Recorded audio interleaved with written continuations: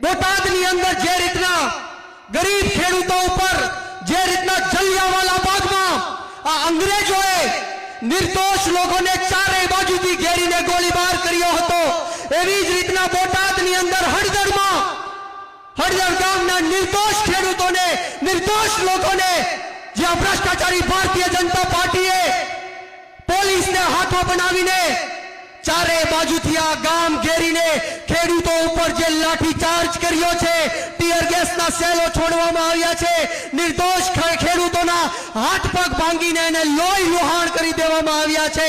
અરે આ લોકોને શરમ નથી? આ નિર્દોષ ખેડૂતોના ઘરમાં ઘૂસીને માતાઓ બહેનો ઉપર અત્યાચાર કર્યો છે, દમન ગુજાર્યું છે.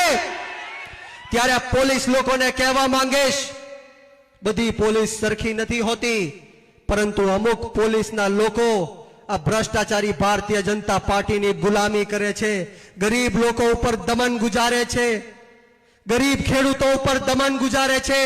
અરે તમારામાં હિંમત હોય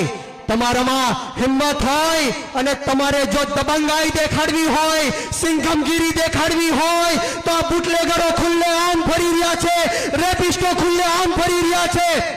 એક વર્ષની અંદર આ ગુજરાતમાં 900 કરતા પણ વધારે નિર્દોષ લોકોના ખૂન થયા છે. ક્યાં હતો તમારો કાયદો?